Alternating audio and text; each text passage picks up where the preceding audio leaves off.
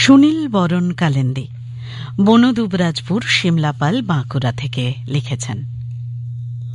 উফ, একটুর জন্য বেঁচে গেলাম রে ভাই। ভয় তো এখনো থরথর করে কাঁপছি। দেখ দেখ, গায়ে কাঁটা দিয়ে দিয়েছে। আমিও খুব ভয় পেয়ে গিয়েছিলাম দিদি।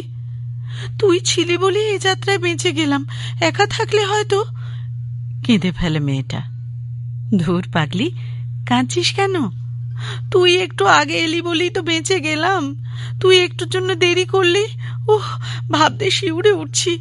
কেউ আমাকে ভালোবাসে না, দেখলি না? বাবা তো রেগে আগুন, মাকে এই মারে এই রাখে। এক্ষেত্রে মা কি করবে বল? আর দাদু ঠাকুমা তো। আমি তো তোর সঙ্গে আছি, একদম ভয় পাবি না। একটুর জন্য আমি তোর সঙ্গ ছাড়া হচ্ছি না। আমি সব সময় তোর পাশটিতেই থাকবো। আমি থাকতে কেউ তোর কোনো ক্ষতি করতে পারবে না।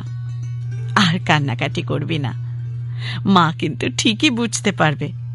এই, তখন মায়ের কষ্ট হবে না। না, আর কাঁদবো না। তুই সঙ্গে থাকলে ভয় কি? তুই তো আমার জীবন কাঠি।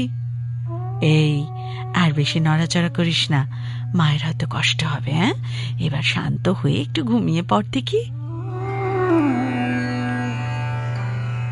মাতৃগর্ভে দুটো ভ্রূণ একে অপরের গলা জড়িয়ে